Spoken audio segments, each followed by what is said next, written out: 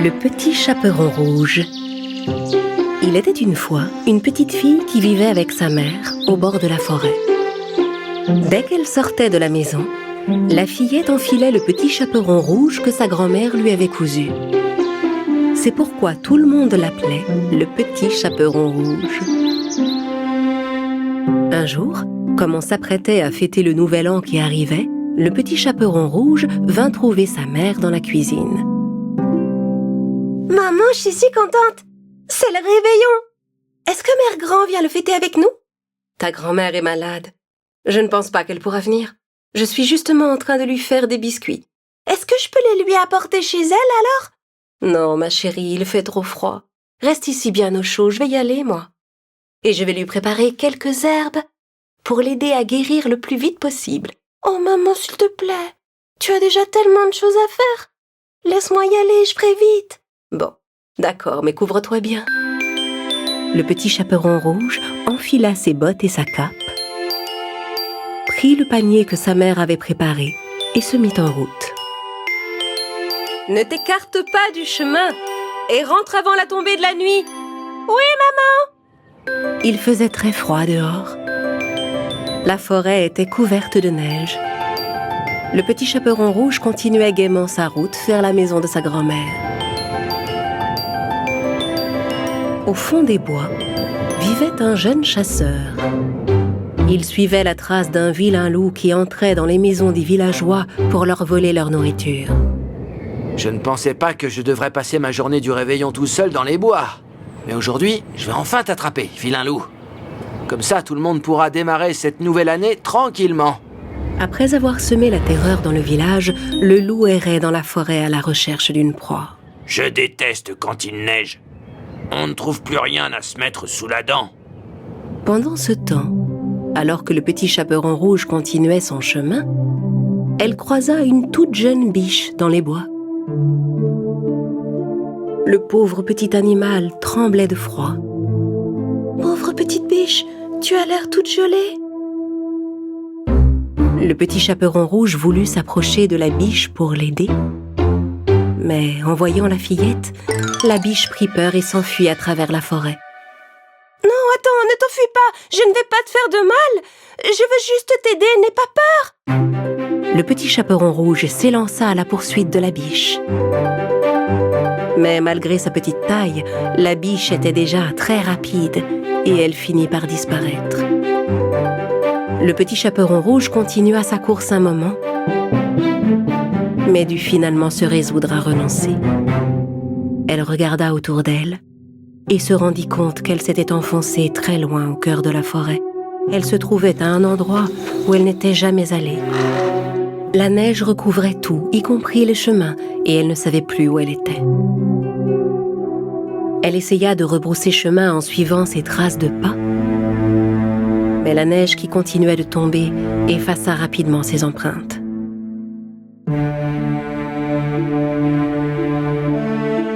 Désespéré et perdu, le petit chaperon rouge se mit à pleurer.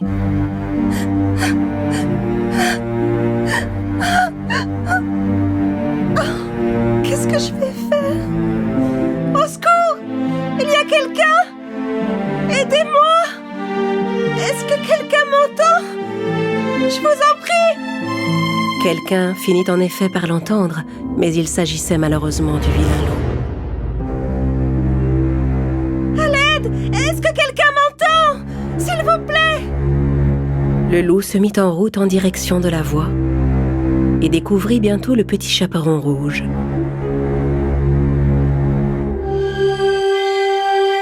Doucement, pour ne pas l'effrayer, il s'approcha d'elle. En voyant le grand loup devant elle, la petite fille fut prise de panique et se mit à crier. « À l'aide! Le loup est là! Aidez-moi! Je vous en prie, au secours! » Et chut, doucement. Ne crie pas. Allons. Je ne te ferai aucun mal. Je suis venu t'aider. Rassuré par ces paroles, le petit chaperon rouge arrêta de crier. Bien. Maintenant, dis-moi, qu'est-ce qu'une fillette comme toi fait toute seule dans la forêt? Je voulais apporter des biscuits à ma grand-mère, mais je me suis perdue. Ah! Mais aucun être humain ne vit par ici. Alors, de quel côté habite ta grand-mère? Eh bien... Le petit chaperon rouge ne voulait pas dire au loup où sa grand-mère vivait. Elle n'avait pas vraiment confiance en lui. D'ici, je ne saurais pas vous l'expliquer, mais si vous me ramenez sur le chemin principal, je suis sûre de pouvoir retrouver ma route. Très bien. Alors suis-moi, je vais t'accompagner. Le loup se mit en route et le petit chaperon rouge le suivit à travers la forêt. Mais le vilain loup avait élaboré un plan pour la piéger. Quand elle sera sur le chemin principal, cette petite m'indiquera la maison de sa grand-mère. Je commencerai par manger la fillette, puis j'irai croquer la mère grand. Voilà ce que j'appelle un festin de réveillon. Le loup et le petit chaperon rouge marchèrent encore un peu, puis arrivèrent sur le chemin principal. Et voilà, nous y sommes. Tu te rappelles comment aller chez ta grand-mère maintenant? Tout ce que le petit chaperon rouge voulait, c'était se débarrasser au plus vite du loup et filer chez sa grand-mère. Oui, merci. D'ici, je vais y arriver. De toute façon, ce n'est pas très loin. C'est la petite maison rouge, juste au bout de la forêt. Le petit chaperon rouge se rendit compte qu'elle avait parlé trop vite. Mais il était trop tard. Vraiment?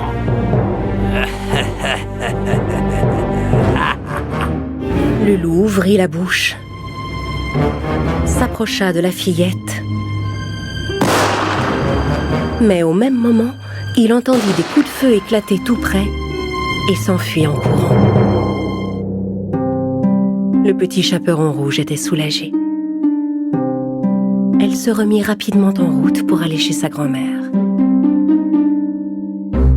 De son côté, le chasseur était toujours sur la piste du loup. Il remarqua les empreintes de l'animal dans la neige. Je sais que tu n'es pas loin. Je vais te trouver. Après ces mésaventures, le petit chaperon rouge arriva enfin chez sa grand-mère. Elle frappa à la porte et entendit la voix de la vieille femme qui lui répondait. « Entre, mon enfant, la porte est ouverte. » En entendant la voix de sa grand-mère, la fillette fut un peu surprise. Cette voix ne ressemble pas à celle de Mère Grand. Elle a sûrement mal à la gorge à cause de sa maladie. Le petit chaperon rouge poussa la porte et entra. Tous les rideaux étaient fermés. Dans l'obscurité, elle aperçut sa grand-mère qui était couchée dans son lit, blottie sous sa couverture. « Comme c'est gentil d'être venu. Qu'est-ce que tu m'apportes là dans ton panier? » De bons biscuits que maman a préparés pour toi. Elle m'a dit que tu ne pourrais pas venir pour le réveillon, alors j'ai voulu te rendre visite. Tu as bien fait, ma petite. Approche-toi un peu que je te vois mieux. Il fait si sombre par ici. Le petit chaperon rouge s'approcha du lit de sa grand-mère. Mais elle avait un étrange pressentiment. Viens plus près, ma chérie. Encore un peu plus près. Le petit chaperon rouge n'était plus qu'à un pas du lit de sa grand-mère. Celle-ci lui paraissait étrangement changée. Mère Grand, dis-moi pourquoi as-tu de si grandes oreilles? C'est pour mieux t'entendre, mon enfant. Pourquoi as-tu de si grands yeux? Ça, c'est pour mieux te voir, mon enfant. Mais Mère Grand, pourquoi as-tu de si grands bras? Voyons, c'est pour mieux te prendre dans mes bras, mon enfant. Et pourquoi as-tu de si grandes dents? Ça, c'est pour mieux te manger, mon enfant. Ah! Soudain, le loup bondit hors du lit et se jeta sur le petit chaperon rouge. À l'aide! Inutile de crier.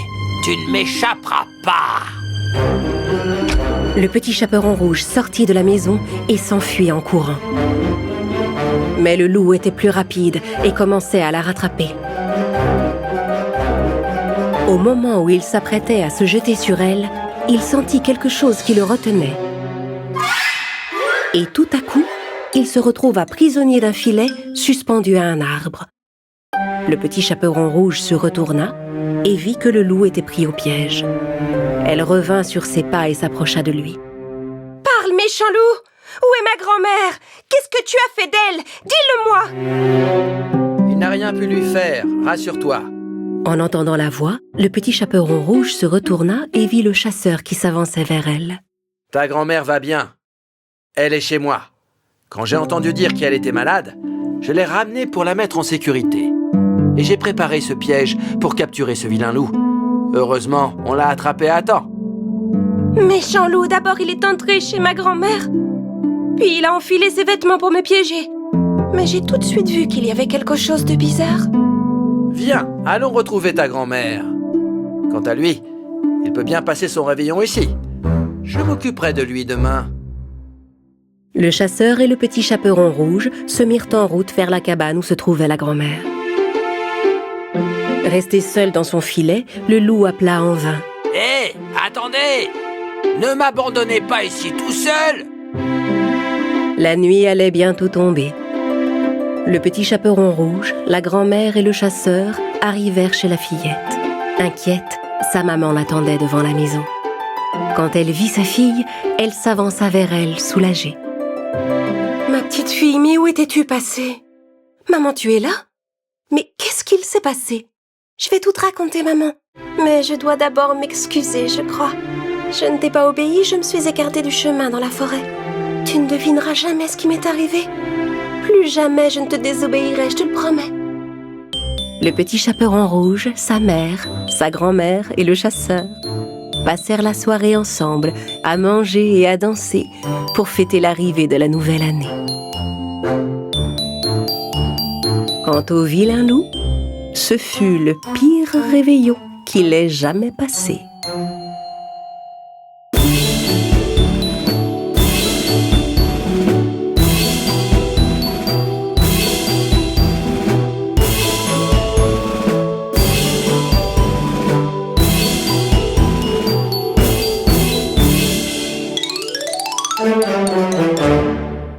Le loup et le cochon gourmand.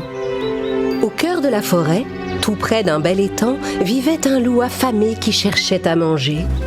Il surveillait de près 3 cochons appétissants et guettait l'occasion de les attraper pour en faire son dîner.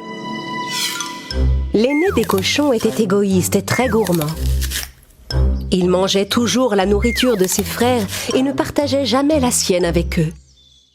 Hé oh, touche pas à ça toi, cette pomme est pour moi, d'accord? Je me la garde pour la manger tout à l'heure. Un cochon gourmand tout rose et bien dodu. Toi, je sais exactement comment t'attraper. Le méchant loup déposa les pommes dont le cochon raffolait tout au long d'un chemin. Et au bout du chemin, il tendit un piège. Mange, cochon, mange plein de pommes. Tu seras encore plus dodu quand je te mangerai. En rentrant chez lui, le cochon gourmand fut ravi de trouver le long du chemin toutes sortes de délicieuses pommes sur le sol. Mon fruit préféré. Et là, encore une délicieuse pomme bien rouge.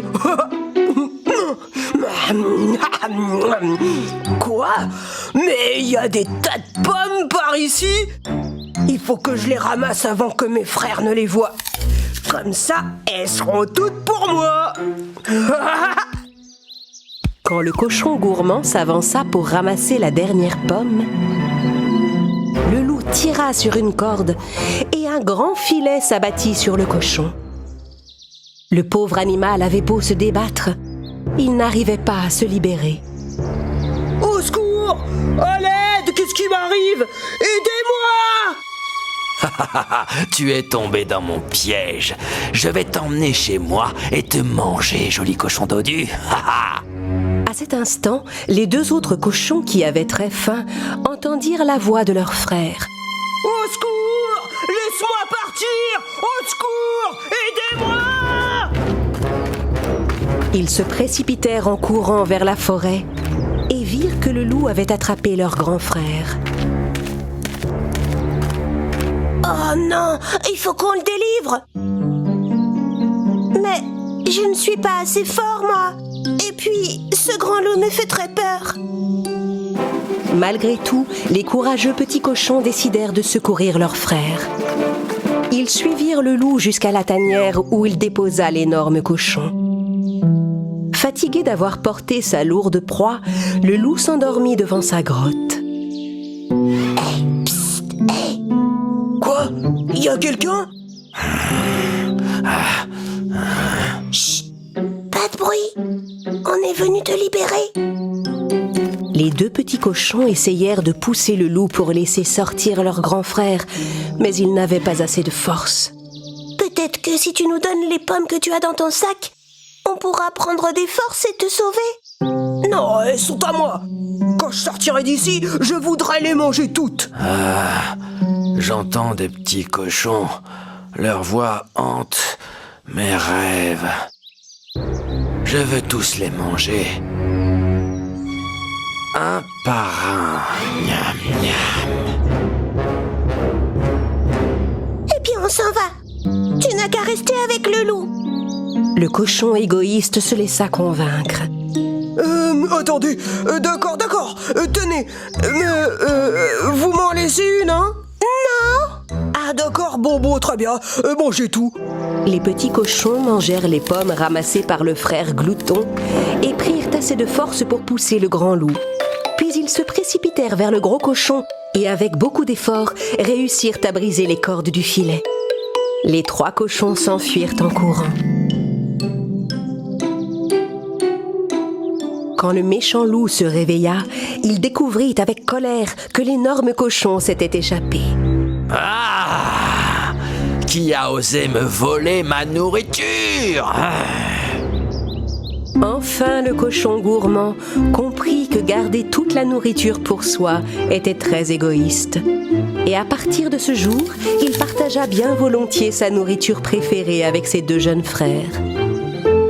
Et tous trois se régalèrent chaque jour de belles pommes colorées.